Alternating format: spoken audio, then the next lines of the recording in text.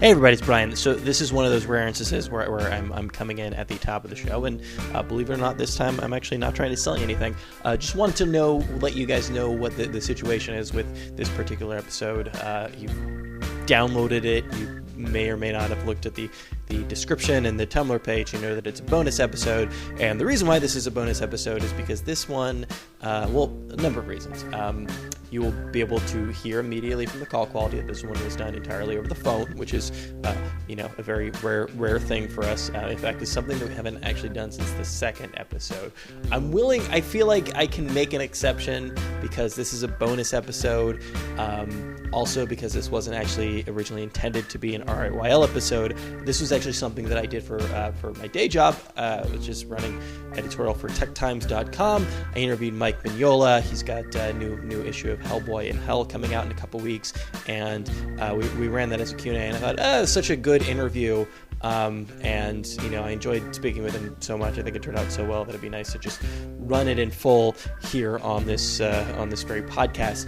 So if you do like this episode, if you're a Mike Mignola fan at all, please do check out the interview over at TechTimes.com. We'll put a link over in the Tumblr. You can also check out, I reviewed the new issue, number 7 of Hellboy and Hell, which is also quite fantastic if you're a fan of his work. So check that out as well. In the meantime, I guess kick back and do whatever it is you do when you listen to a podcast, and hopefully you will enjoy this little bonus episode with Mike Mignola.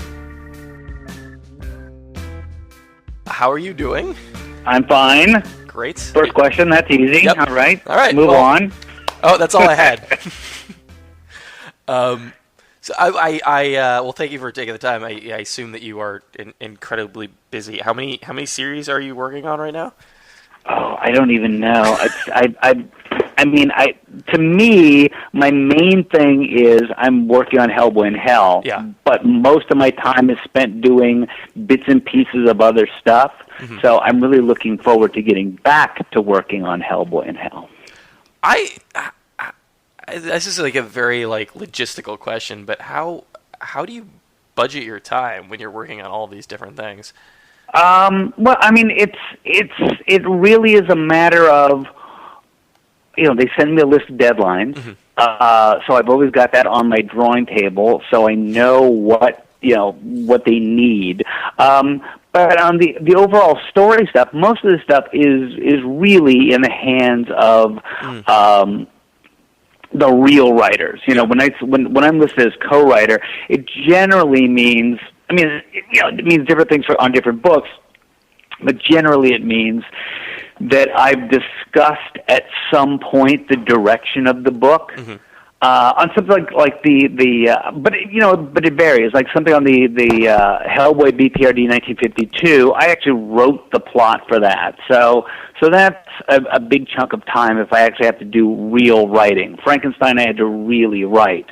But most of the stuff, Scott Alley and I discuss Abe Sapien every once in a while, but in real broad strokes. We probably had a really big conversation about Abe Sapien way back at the beginning. Mm-hmm. Every once in a while, John Arcudi and I would have a big discussion about the direction of the BPRD. But for the most part, Abe is in Scott's hands. BPRD is in John's hands. Chris Robeson and I are discussing direction for the 53 book. So the Hellboy BPRD 53 book.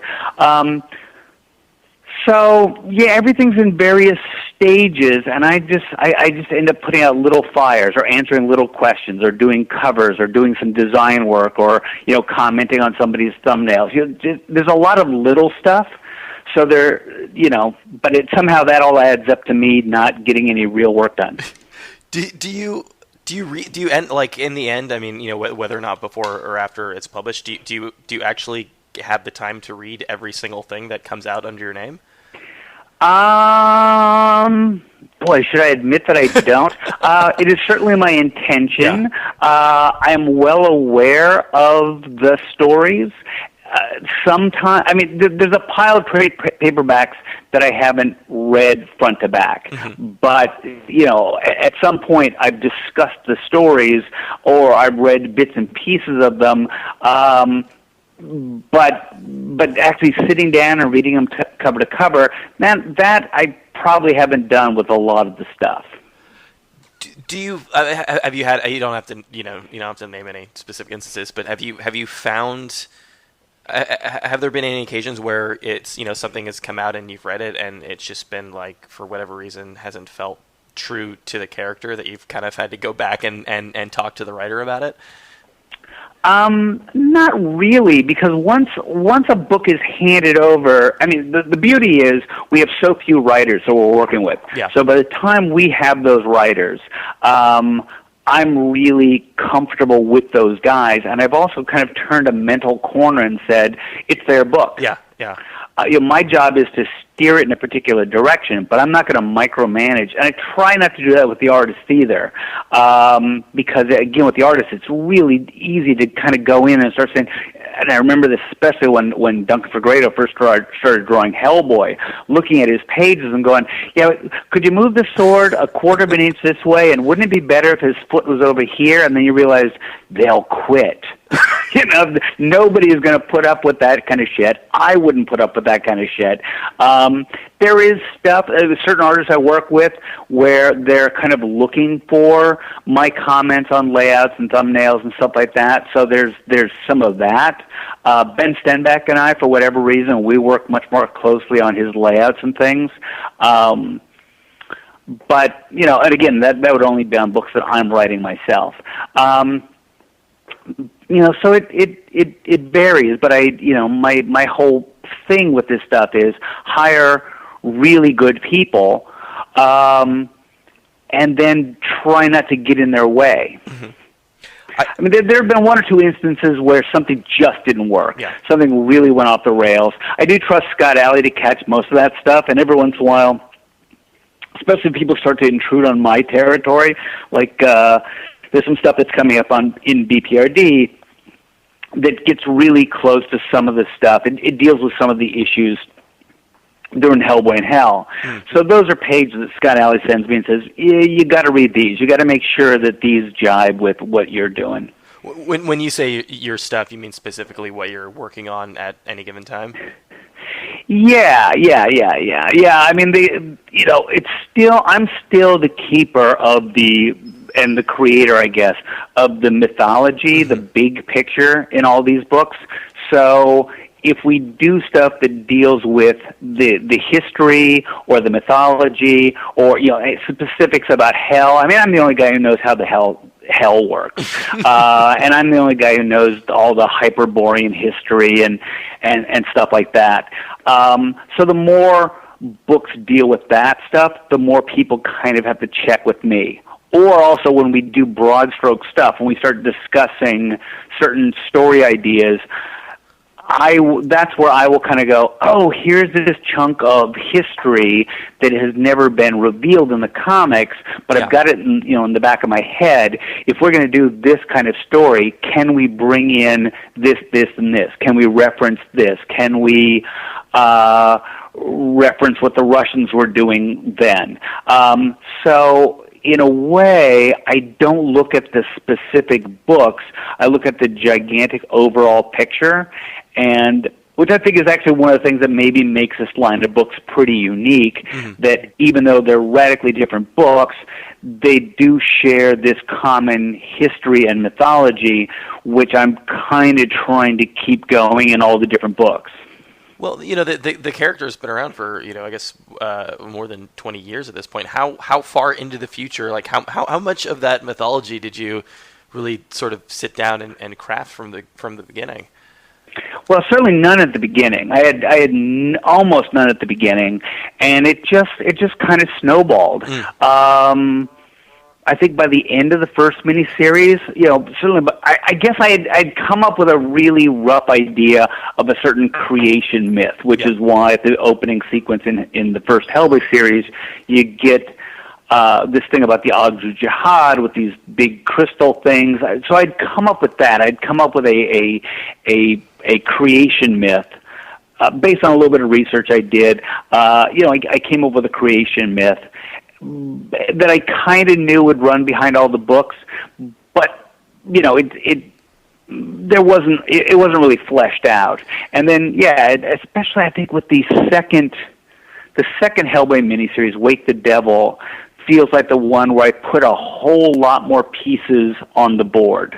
I mean, that's the one where Hellboy ends up being the Beast of the Apocalypse, and then we bring in, a lot of the prophecies and stuff. Really, all that stuff really started exploding on the second miniseries. I think because with the first miniseries, I didn't know there would be a second one. It's like, we don't know if this thing's going to work. I figure it's only going to last to 4 issues, and no one's going to buy it, and then I'll be drawing Batman or something again. And then with by the time I did the second miniseries, it was like, maybe I'm going to be able to get away with this. Okay, let's put a lot more pieces on the board, and because we're planning to be here for a while. The series that you're working on right now is a lot of things seem to be coming to a head. How long has this been, like, from a story standpoint? How long has this particular book been in the works? The Hellboy and Hell stuff. Yeah. I don't know. I guess it certainly has changed radically since I started. Mm-hmm. When I started my idea, before I actually started drawing it, when I decided that we were going to kill him off, I really did think Hellboy and Hell was just going to be a parade of odd little stories where Hellboy meandered around and had little adventures, and you see some of that. It's sort of like Dante almost. Which? Like Dante almost, just sort of walking through in these weird little encounters. With but even though Dante, there was kind of a purpose to where he was going, and I really kind of wanted to do something very similar to what I had done in all the other Hellboy short stories, where they're just standalone stories.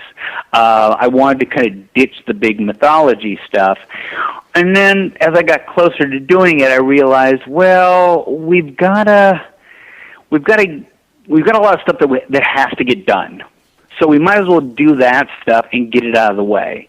And then, when I had him kill Satan, which was going to be something that was just kind of like not dealt with, that thing kind of took over the book, or is taking over the book. It became kind of a big deal.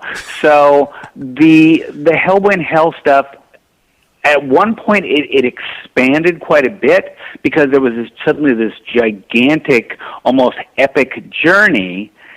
And then an interesting thing happened where some of that stuff started collapsing in on itself, so the stories actually condensed quite a bit. So I've had a list of things that had to get done, and it's kind of, the list hasn't changed, but how I'm dealing with that list is changing.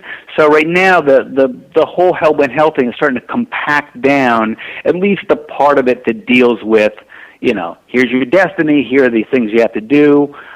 Part of that may be impatience on my part to just say, I'd love to give Hellboy a break. I'd love to get all that kind of shit that has to get done, get that out of the way, and then give this guy a vacation.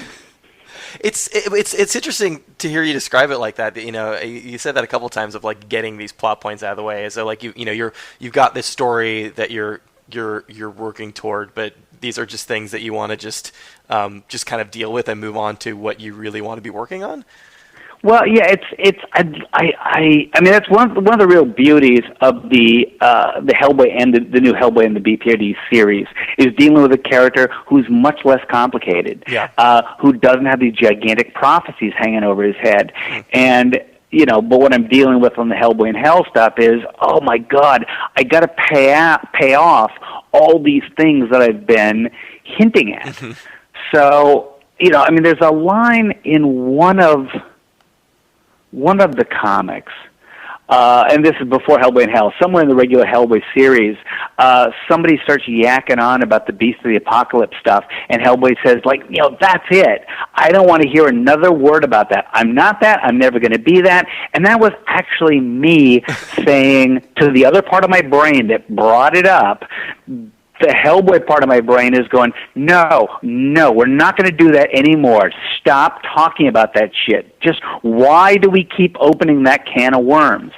But once that can of worms is out there, you kind of have to deal with it. Yeah. You can't just go, never mind. I got tired of that idea.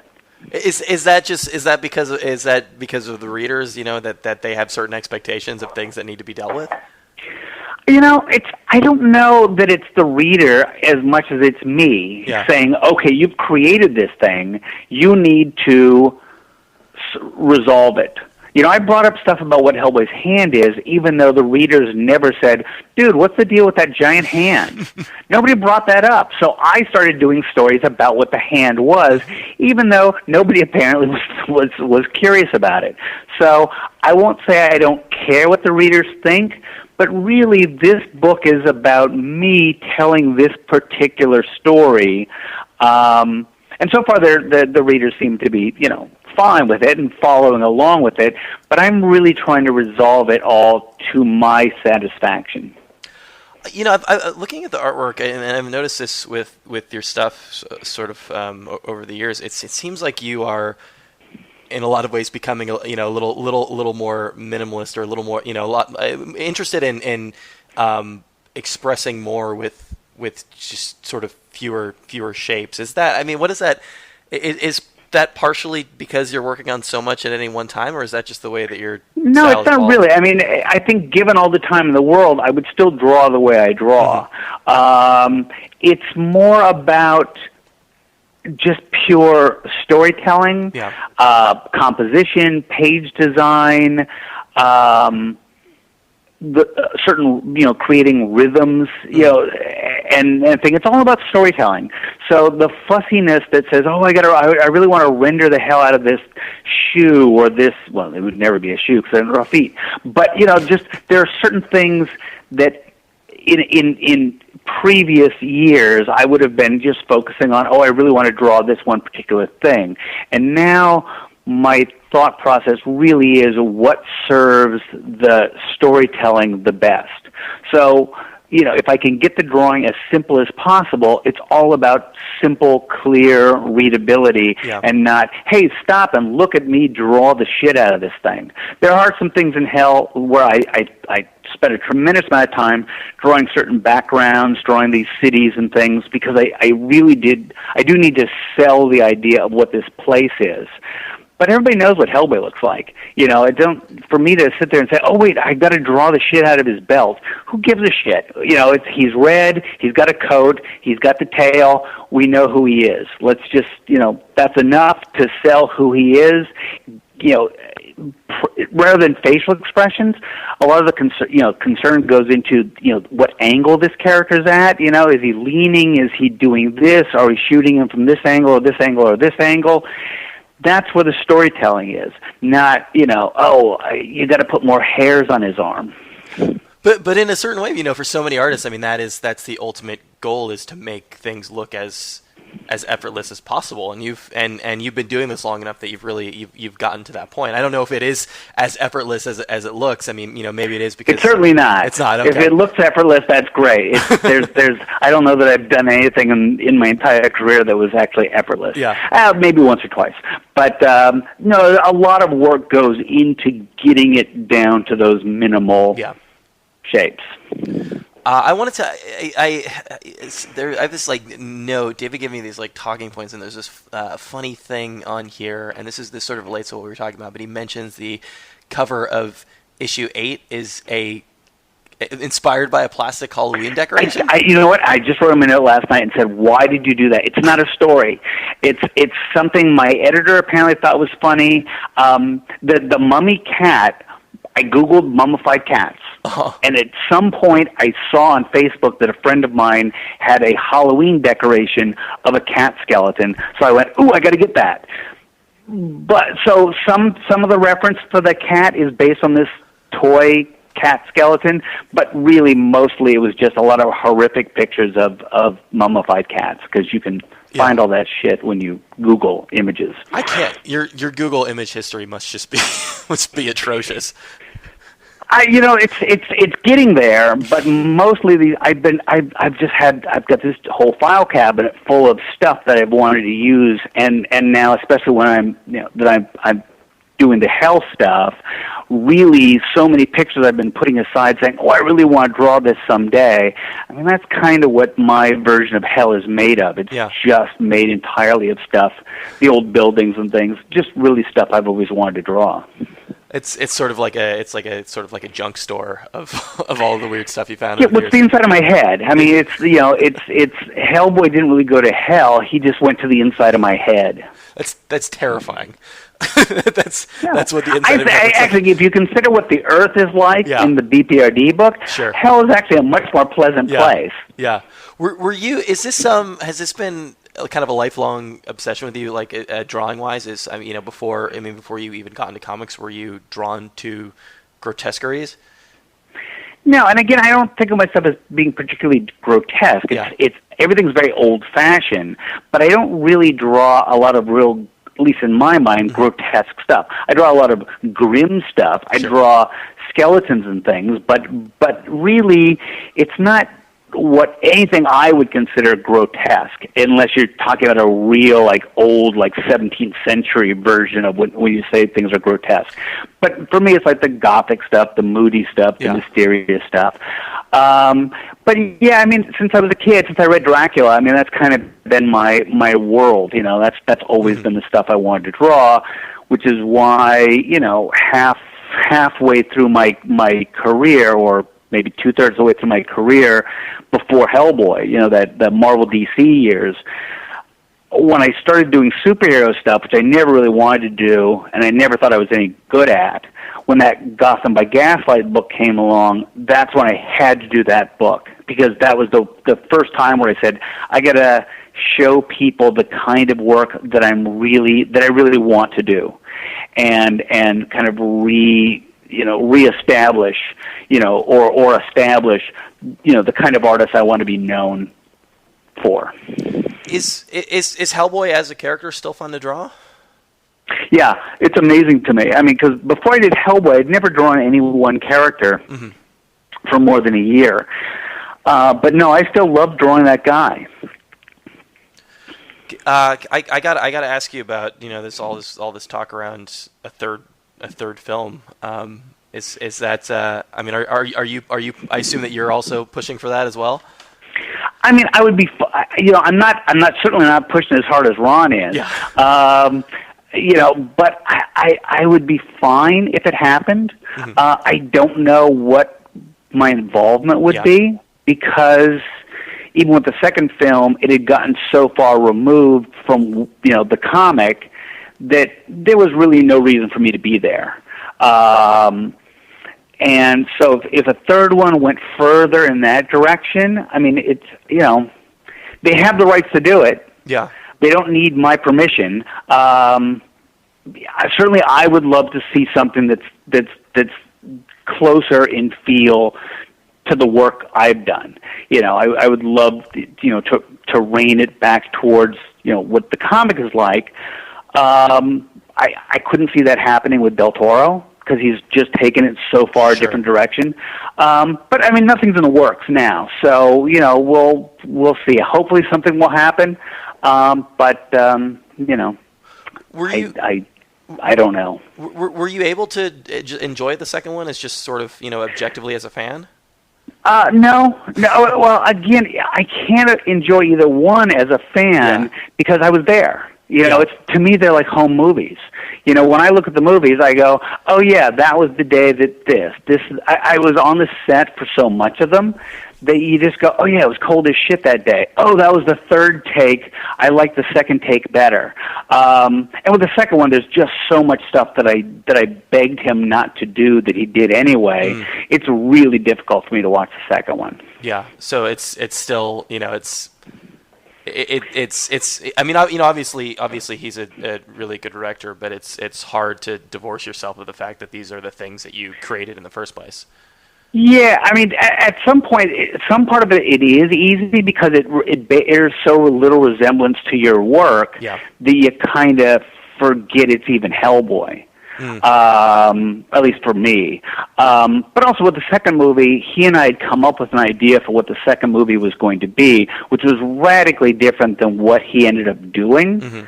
So part of me can still see the movie that we were gonna do, which was much darker and much more supernatural, and not as broad humor as the second film ended up being. But I mean, he's great, and people love that movie, and it's just I'm too close to it. Yeah. I mean, it's at some point you have to sort of take stock in, not only this huge franchise that you've built in comics, and the fact that there have been these two, major motion pictures, and the dinosaur thing happened recently, and at some point you just have to sort of step back and just appreciate that. I mean, it's certainly nothing I can complain about, and I know I do sometimes kind of rag on the second movie too much, but I have been so fortunate to have a filmmaker like Del Toro interested enough in this property that in both cases, he really fought to make those movies, and people love those movies, so that's great. It's more important that the public like those movies than me. They didn't make them for me. Sure. And one thing I'm also really happy with, considering how radically different even the first movie is from the comic, the fact that the fans of the comics seem to be, fans of the movie also. Yeah. Because, even on the first movie, Del Toro and I were talking about, geez, they're going to lynch us when they find out about the love interest and all this other stuff. But, people seem fine with it. You sort of had to keep your head down, I guess, a bit, and not let the direction of the movies impact the comics. It was something I was very, very specific about. That in fact, there were things I did in the comics that I wasn't going to do, but since he had done his version of it in the movie, like this whole reveal of the Agdu Jihad, which is something I was never going to do, but I went in and dealt with that mythology. More than I would have had he not brought it up in the movie. Not because I wanted it to be like the movie, but because I wanted to be very clear about how different my stuff was than the movie. You had your own version of that story to tell. Yeah, I mean, if I don't know if he did it on purpose, but Duncan started drawing Hellboy when Hellboy would smoke with this really fat object. And I tried to say to him a couple times, he smokes a cigarette. He only smokes cigars in the movie. It's like I wanted to make those differences really clear. Yeah. But he drew the object so big that I think eventually we made it a cigar. Yeah. And, but anytime I draw him, certainly in Hell, he's smoking a cigarette. Just I want to make those differences as clear as possible. There you go. That was Mike Mignola. Thanks so much to him for taking the time to do that. What a delight! He's always, I've spoken to him a few times before, and every single time it's completely wonderful. Thank you so much to him. Thanks to David at Superfan PR for setting that up. Thanks to Dark Horse for helping facilitate that as well. I always thank Brian here for editing the show together. This is actually I wanted to save him the trouble of having to do 2 episodes this week, so I just went ahead and cobbled this thing together myself. So any horrible technical difficulties that you've heard are 100% my fault, so you can send all of your hate mail to me at riwildcast@gmail.com, or if you have nice things to say, you can also send them to riwildcast@gmail.com. Follow us on Tumblr. It's riwildcast.tumblr.com. Not like us. Well, I guess you can like us on iTunes, but while you're there, give us a star rating as well. It would be much appreciated if you have liked the show thus far, and if you enjoyed this little bonus episode, let me know, because I'd like to do more of these in the coming weeks. Hellboy in Hell is out, I think, in a week or two. Number 7 is out in a week or two on Dark Horse. Definitely worth checking that out. You can check out all the past issues over at the Dark Horse Comixology app. It's a really wonderful series. It's up there with some of the best Hellboy books around. What else? Facebook. You can like us over there. I think that's about all. I think that's about all I got this week. So stick around. We'll be back actually in just about a few days with another episode of RIYL.